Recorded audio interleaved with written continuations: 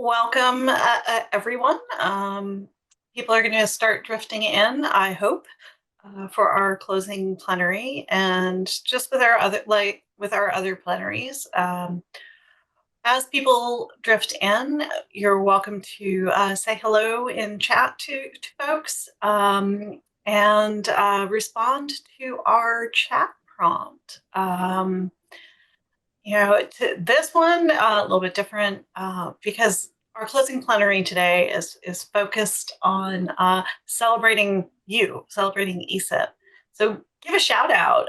Who is someone in the ESIP or Earth Science data community that's doing great work? Whether it's something you've seen directly at the meeting or outside the meeting. Um, Add your comments to chat.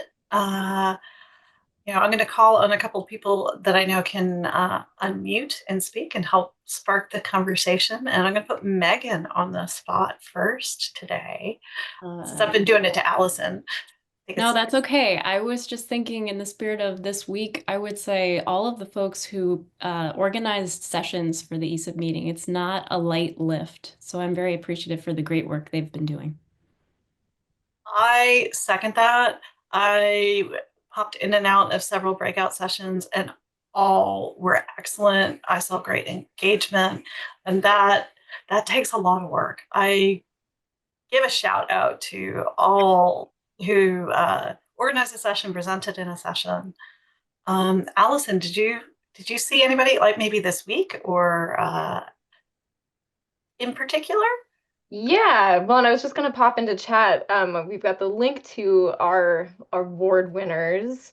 So I definitely want to give them all a shout out. And then I was also really impressed with the air quality session yesterday. We were a small but mighty group, and there was an environmental activist org that joined us from LA in a public library so that they could share like some of the student research that was happening, and it was really inspiring. It was definitely a highlight of the week for me.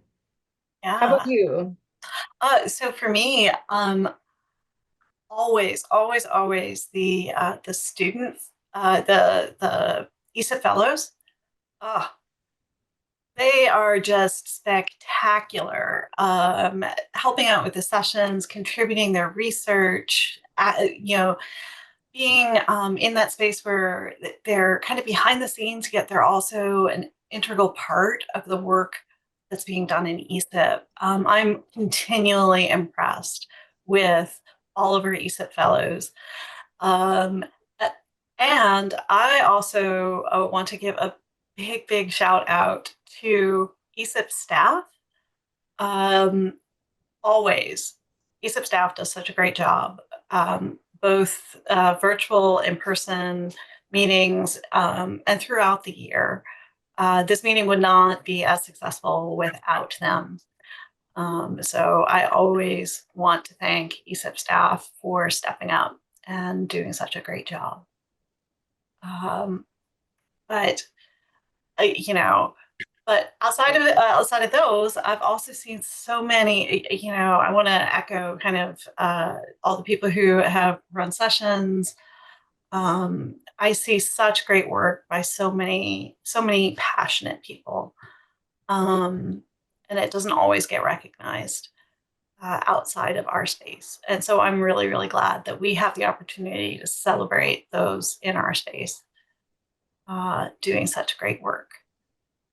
Yeah, and if you're just now joining, we're having a little chat before we get going with the closing plenary proper. Since we're celebrating some of the amazing people in our community, we want to hear about some of the folks who inspired you either this week or in general in the ESIP community or even the broader Earth Science data community. So feel free to give some shout outs in chat. It's always exciting to hear what has inspired folks. Mhm. Denise, what was not that we can't play favorites, of course, with sessions, but Mhm. did you have any particularly inspiring sessions that you thought like really sparked some ideas for you? Well, for me, I really came away energized and inspired after the data sovereignty session, um, because right now my work is shifting a little, has been shifting from purely technical more into some of that social science space. And so to see that alignment happening more and more within ESIP, that the connections that I'm seeing between the pure technical side of things and the kind of the social science and softer science skills that get towards implementation and impact, I think has just been really wonderful. And I really saw that highlighted in the data sovereignty session. And I know in the citizen science session, the civic science session, and a few of the other sessions, the air quality session.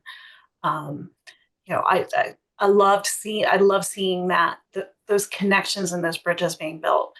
Um, so that's one of those. And yes, Leslie. That's a great one. The networking birds of a feather, because that's one of the things we know is really hard. That is really hard about a virtual meeting, is kind of those person to person connections, that networking, and you have to be a little bit more deliberate and conscious. And so we keep trying new things, and hopefully that will continue to grow and blossom. Um, and yes, giving shout outs in the chat, continuing to do that, because that's what this session is about. That's what this plenary is all about, is that um, we are celebrating ESIP here. Uh, and I think with that, we can get started, maybe. Yes, thank you, Denise. So, hello, everyone. I'm Megan Orlando, ESIP's Community Director, and I have the pleasure of welcoming you to the closing plenary and awards ceremony, one of my most joyous occasions, a joyful finish to an awesome week that we've had together. And to get us started, I'm going to pass it back to our fabulous president, Denise Hills. Thank you. Thank you. What a week. It's really been an amazing week. Uh, yeah, thank you to everyone for the energy and excitement and passion that you all bring to ESIP. Um, Thanks for your chat responses. Keep them coming. If you haven't already shared, I'd love to hear someone who is doing great work in our community or in the broader Earth science and data spaces. Give a shout out. That's what today is all about. I'd also love to hear, how did this meeting grow you and your work this week? Those of you who joined a little bit ago, you heard some of it from me. One of my biggest one was the connections that I saw between the work presented in our plenary sessions by Casey and Kira, uh, and the work of so many ESIP collaboration areas. To start seeing those connections is really moving from innovation to impact. The presentations at the research showcase all were outstanding, but I again want to give a shout out to the ESIP fellows. I really enjoyed Cassandra Key's presentation on nature-based climate solutions. And I already gave a little bit of a shout out to the data sovereignty cluster. The exciting work going on there, being led by Joseph Gum and several others. Again, building those connections from innovation to impact. Okay, next slide.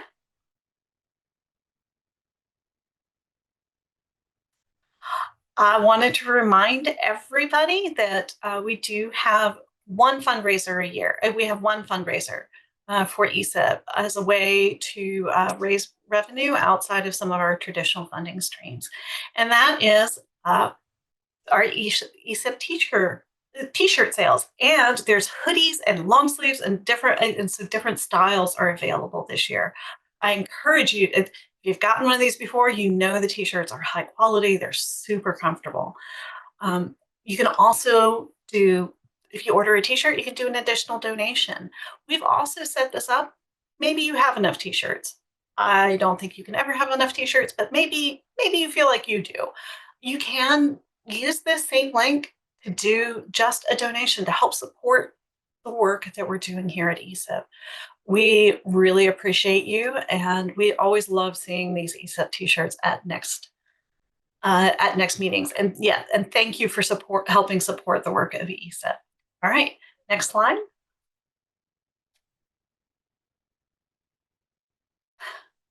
Thank you. Our gratitude today starts with you. Thank you all for sharing your time and ideas this week. ESIP really is a home where all of our data nerds can gather and learn and get inspired. We now get to move into one of my absolute favorite parts of ESIP and one of my favorite things to do as ESIP president, our peer recognition award. Each year, the ESIP community recognizes the outstanding accomplishments, achievements, and service of individuals spanning the earth sciences, geoinformatics, data, and computing. In the spirit of this year's theme, Innovation to Impact, this year's awardees show the power of collaboration. Collaboration is inherently done within a group. There are often individuals who provide momentum.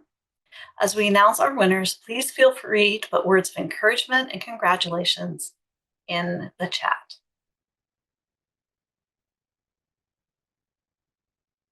To start, ESIP's Catalyst Award is given to participants who have brought about positive change in ESIP by inspiring other members to take action. This award recognizes exceptional volunteer efforts. I have the honor of choosing this award as ESIP's president, and I would like to congratulate Carolina Barris. Carolina is one of those people who encourages conversation and seeks out connection.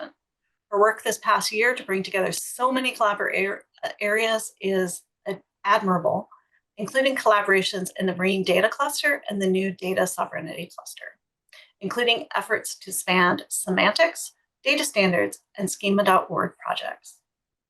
Carolina, congratulations. Would you like to share a few thoughts? Yes, thank you, Denise. Thank you so much for this award. I'm very honored and humbled to receive it. Everything I do with ESIP is already so rewarding, and so it is hard to imagine getting more, much less an award. But I really appreciate the recognition, and I truly cherish this. It means the world to me. I wanted to take a few minutes to reflect on what has been a really banner year for me and for the Marine Data Cluster, of which I'm a co-chair along with Matthew Biddle and Joseph Gum, whose contributions have also been pivotal. Since its inception in January 2019, the Marine Data Cluster served as a platform to explore topics in marine data management. But in summer of 2023, we really expanded and deepened our connections across collaboration areas in ESIP when we looked at the UN Ocean Decade. And that culminated in a series of sessions that we had at the January 2024 meeting on trust in data networks. And we held that in conjunction with not only the Semantic Technologies Committee, but also the Semantic Harmonization Cluster, and also the ScienceOnSchema.org cluster. And so all of us were co-hosts on this series of sessions with this amazing lineup of presenters. And it really felt like a unifying platform where all these brilliant minds and groundbreaking initiatives could come together and showcase all of this work being done across ESIP and really around the globe. And so knowing that those threads of collaboration are going to continue to have an impact throughout the decade and beyond is something that I'm proud to have been a part of. That theme of collaboration also continued throughout 2024 when we partnered with the Data Stewardship Committee on advancing machine actionable data management plans. And now they've taken up that initiative, which is poised to amplify the reach of science. So that's very gratifying. And I've also had the joy and honor to not only witness, but assist when other members of the Marine Data Cluster started the new Data Sovereignty Cluster. And that experience, along with working with a really amazing group of people on the Funding Friday project to expand capacity for Indigenous data management have been experiences that have been truly transformational for me and life-changing. And so I just want to thank the entire ESIP team. And Denise, thank you so much for your kindness in making this happen. I'm so grateful to be a part of this amazing community, and I thank you from the bottom of my heart. Thank you. So well deserved, Carolina. It was my honor to be able to select that. So next up is the ESIP President's Award. This award recognizes an individual who has made significant, tangible contributions to ESIP. ESIP is a really special organization that thrives on volunteer work. This award looks to honor volunteer contributions. I'd like to congratulate, drum roll, Mark Parsons. I have had the pleasure of knowing Mark for many years. He was one of the very first people to welcome me and embrace me at ESIP. I can say he is a tried and true ESIP diehard. But this past year specifically, I tapped into Mark's expertise, and Mark led the research and community outreach to develop our new ESIP strategic themes. Some of you may remember the tree from the July meeting. Well, he took all those sticky notes and led an advisory group to turn the scattered ideas into keen, insightful observations. Thank you for your hard work, Mark. Would you like to share anything? Yeah, thanks, Denise. Thanks very much. It's really an honor. So here's the award. Yay. I've been involved with ESIP for decades. I've been a cluster chair. I've been a board member, general provocateur. So it was really an honor when Denise asked me to take on this sort of strategic planning work, really a duty, actually. But I certainly didn't do it alone. I had able support from Kathy Todd Brown, Eric Keene, Marshall Ma, Chris Stoner. All were really helpful in implementing our plan with that exercise in Asheville, and then our sort of analysis afterwards. And basically, the short takeaway is that ESIP is an incredibly healthy organization that's incredibly well loved.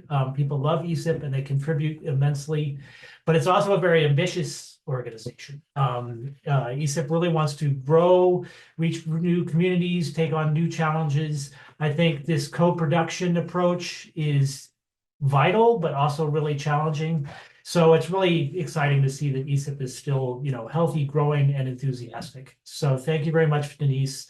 It has really been an honor and a pleasure. And thanks to the team that was involved with this.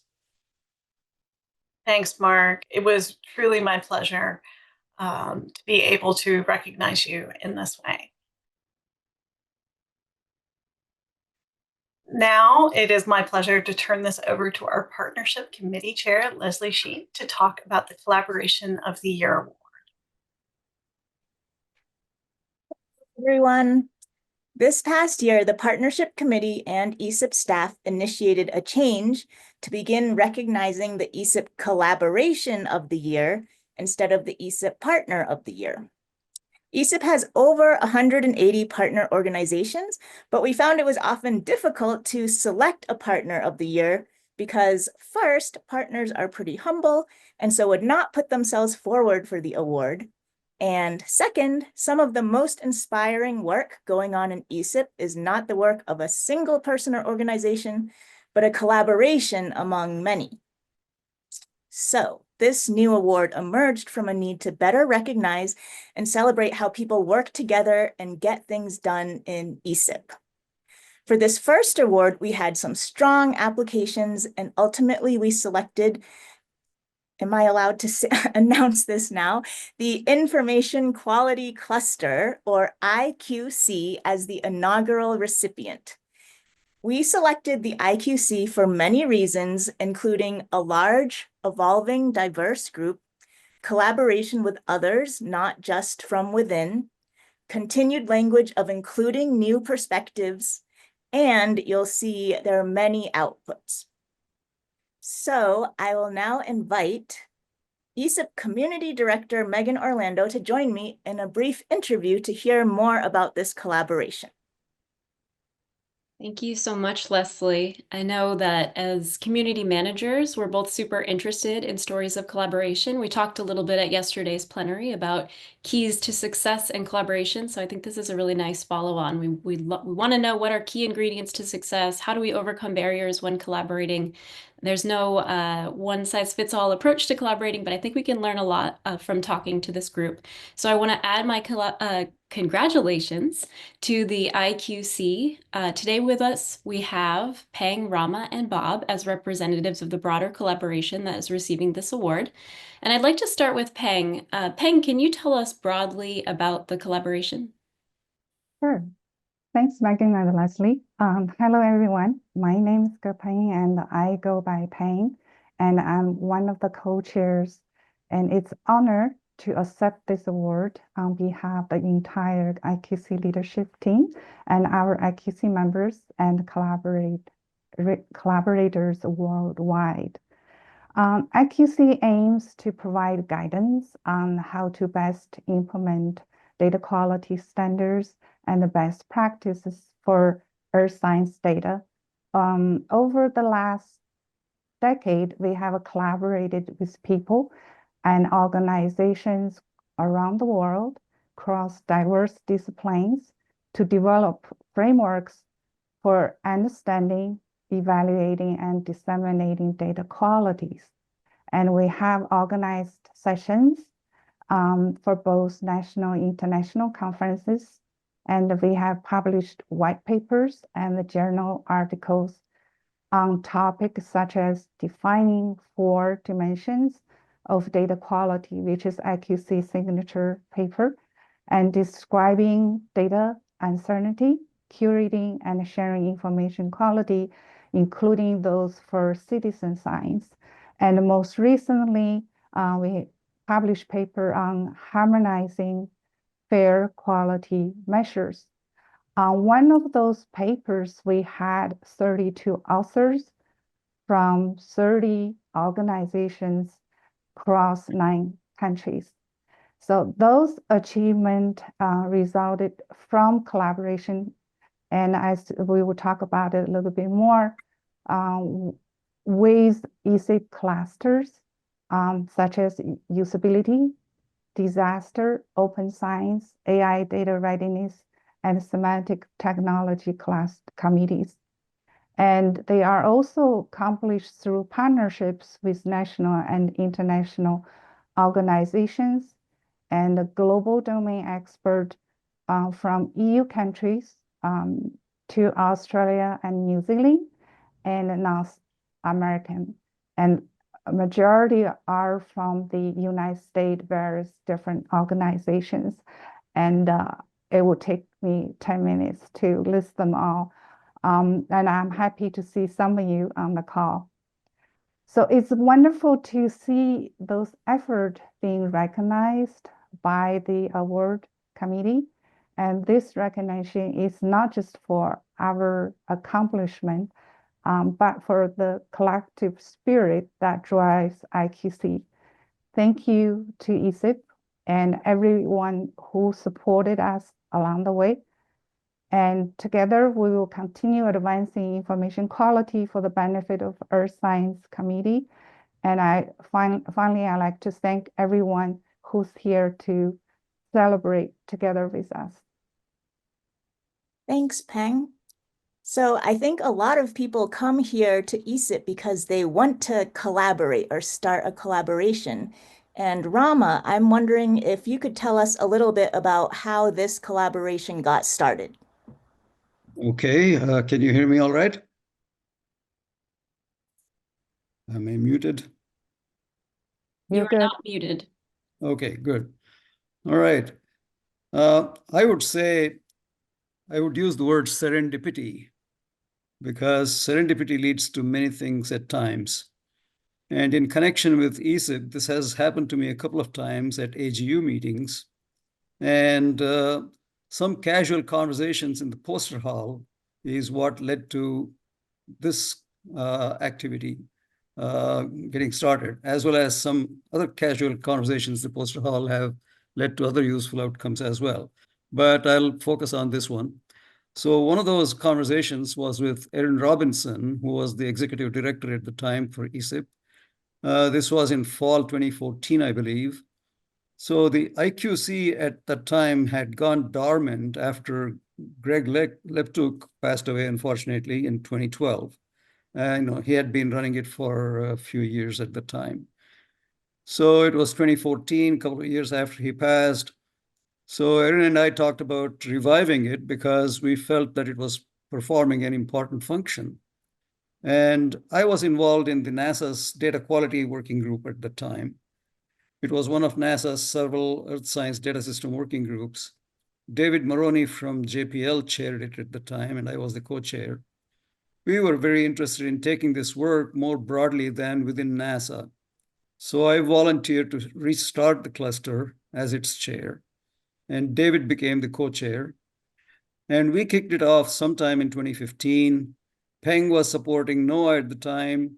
She made a presentation about the data stewardship maturity model that she had developed in the 2014 ESIP summer meeting, so we were aware of that. So David and I felt that we should get her involved in the IQC.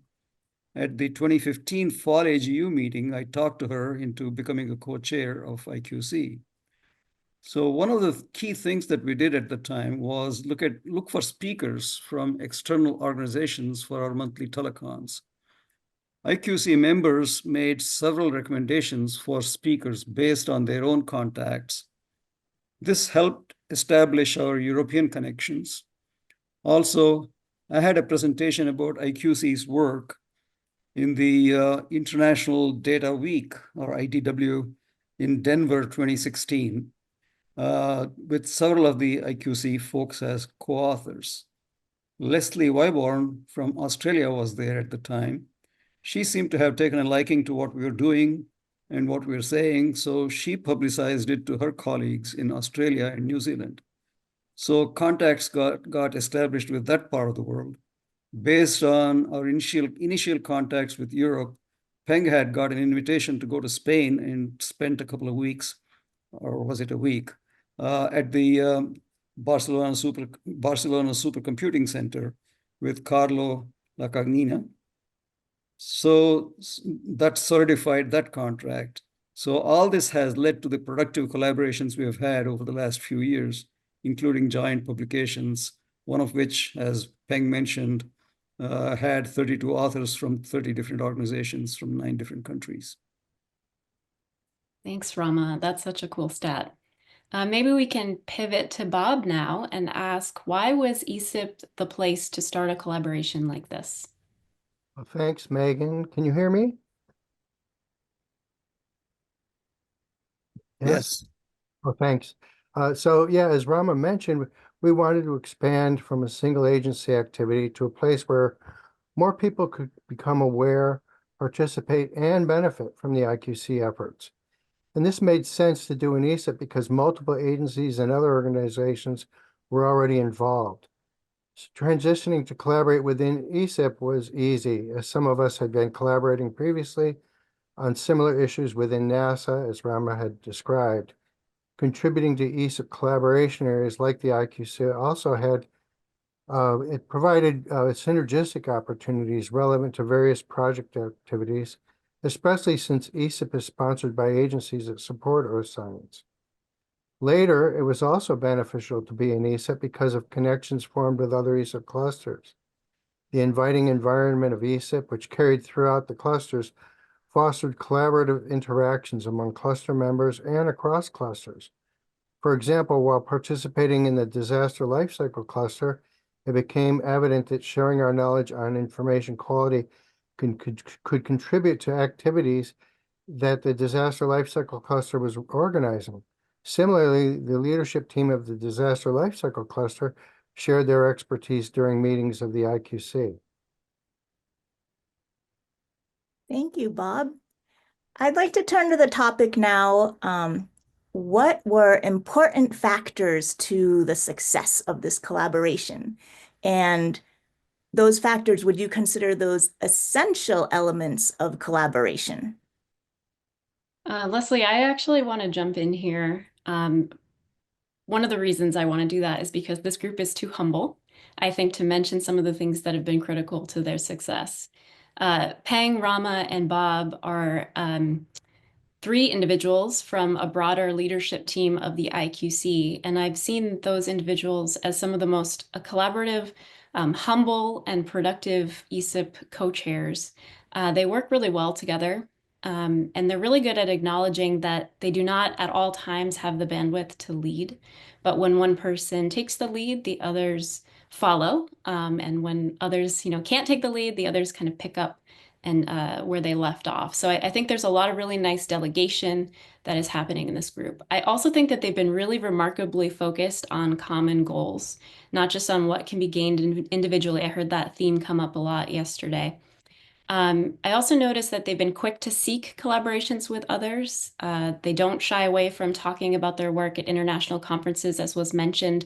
And when they find connections, I should speak in the present, they follow up on them and they work to strengthen those ties. So it's not a one-time interaction, but a pattern of strengthening connections.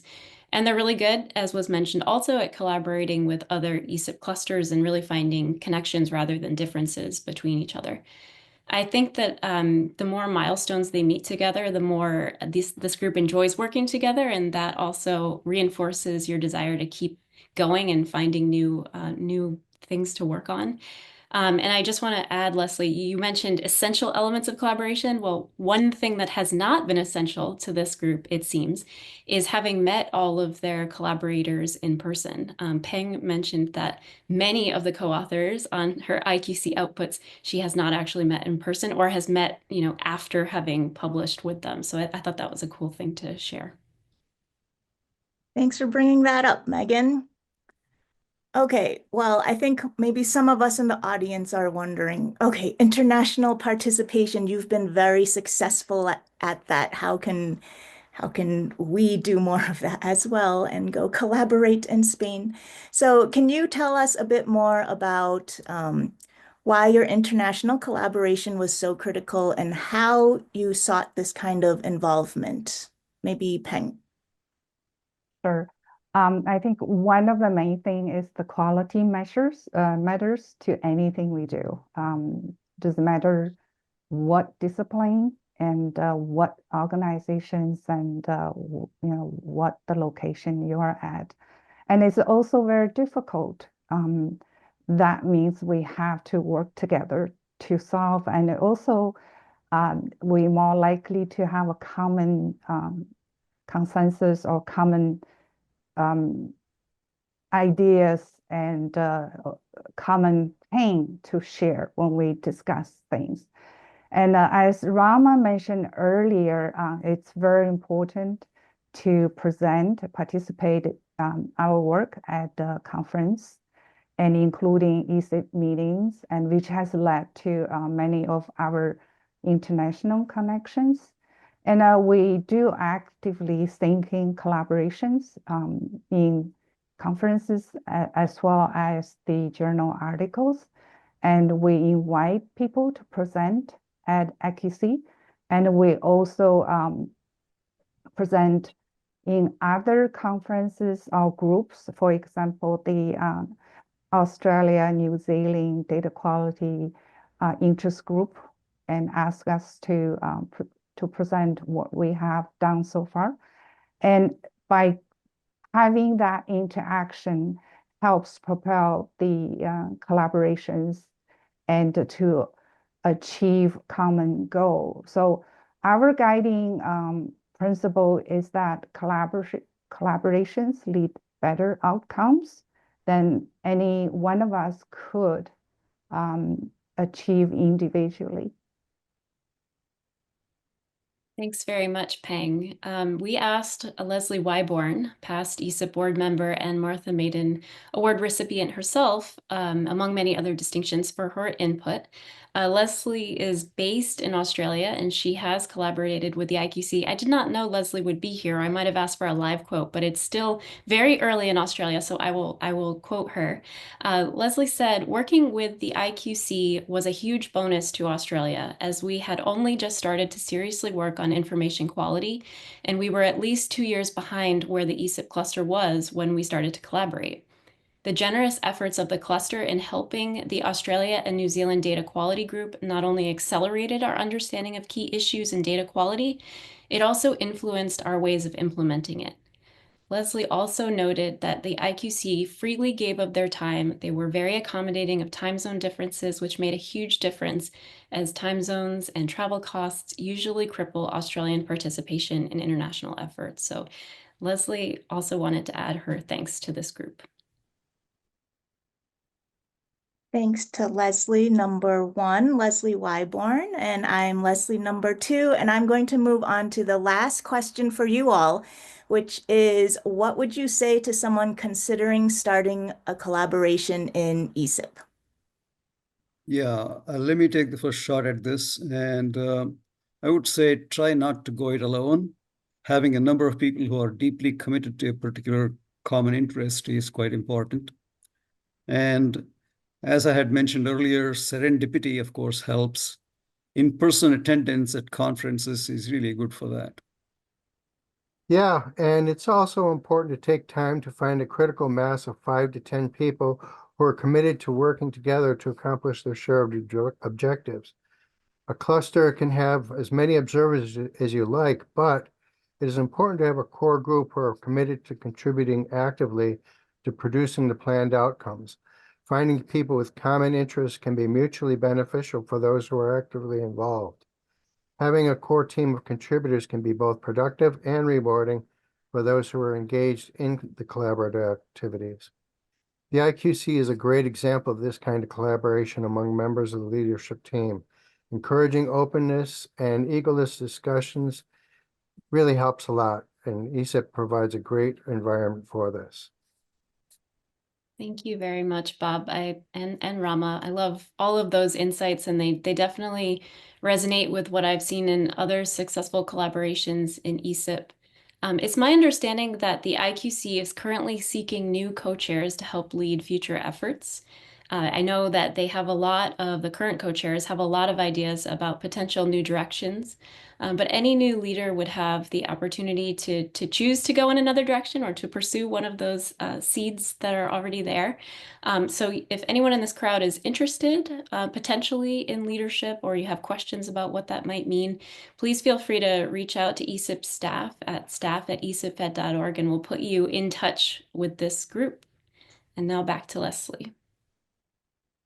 All right. Well, thank you very much. There is certainly much more to say on the topic of successful collaborations, but we hope that everyone here has enjoyed hearing from our very first Collaboration of the Year recipients.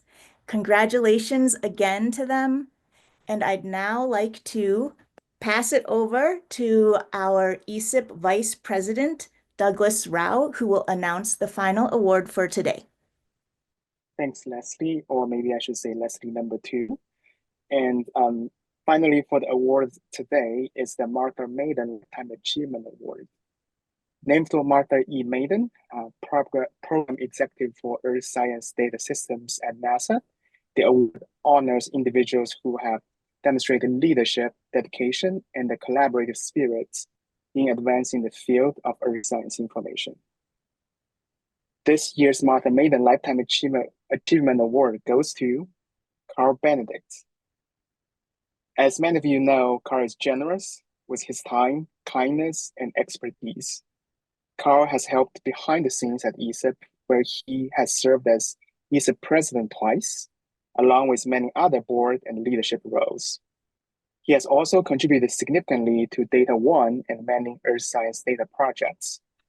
Recently retired from the University in New Mexico, Carl worked for nearly 40 years across disciplines as a field archaeologist and data manager.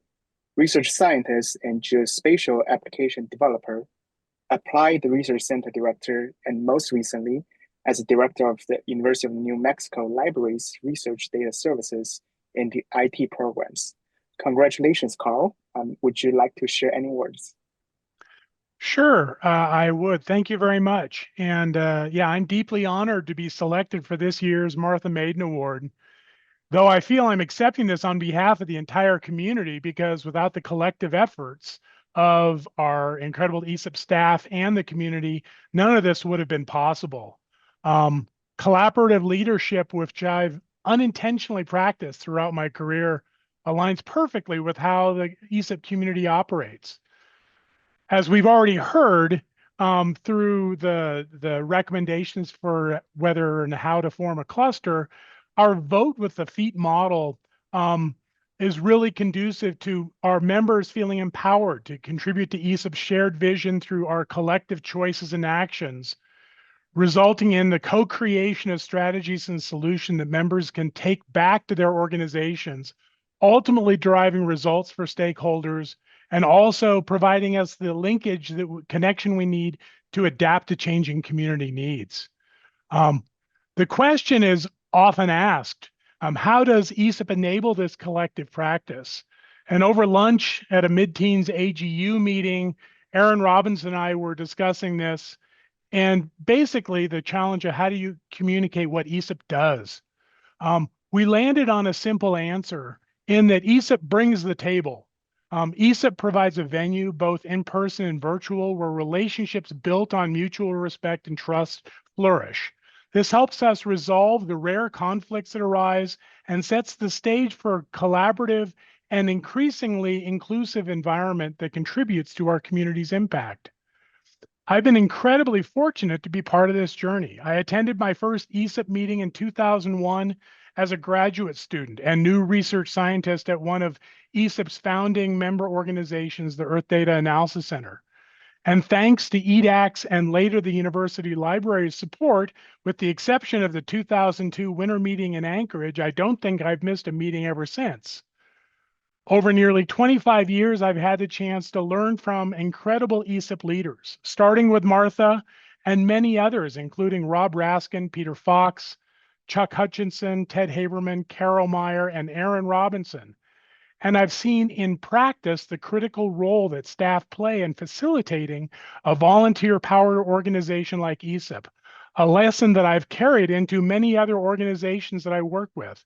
I've lost count of the number of times that I've had conversations with other organization leadership about trying to hit that sweet spot in terms of staff support and being able to engage and empower volunteers that are supporting those organizations.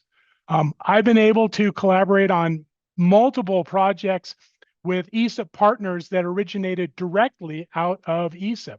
Those include a project that came out of the very first Funding Friday in 2008, working with Phil Yang's team at George Mason on dust modeling and public health research, and our most recent work on the IMLS-funded Data Management Training Clearing and Enhancement Project with Nancy Hobel-Heinrich as a co-lead on that.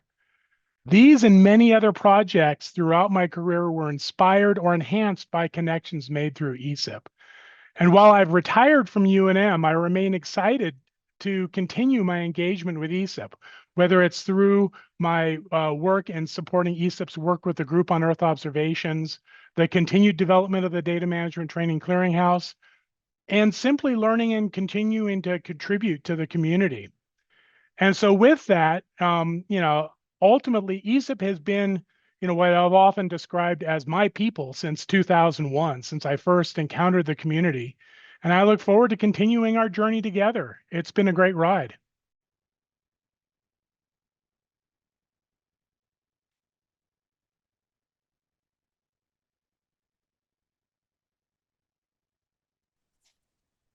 Thank you, Carl, and congratulations to everybody. Not just our named, especially our named award winners this year, but to everybody who participates in ESIP. It's so exciting to see such skill, dedication, and energy all in one place. ESIP is lucky to have each and every one of you here. Let's give one more round of virtual applause to all of our award winners.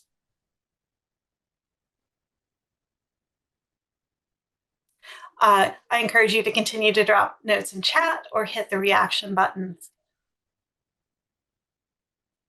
I know that you are all looking forward to being able to congratulate them in person in Seattle in July. And with that, that's a wrap, folks. It's a wrap for today and for this week. But of course, our work is not yet done.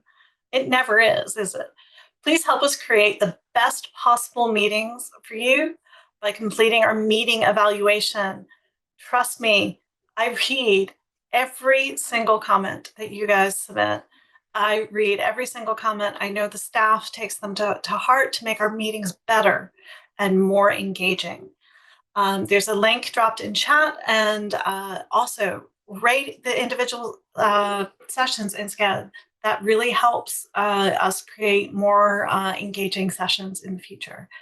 This feedback is vital, and I can promise you, Susan and I do read each and every one. If we've inspired you this week, please continue those conversations. The work of ESIP happens throughout the year. Best way to stay connected is to sign up for the ESIP update, our weekly email. You can also join our active Slack space. I've enjoyed seeing the new faces in there. And there's over 2,000 of us already engaged in that space. Also check out monthly cluster and collaboration area call.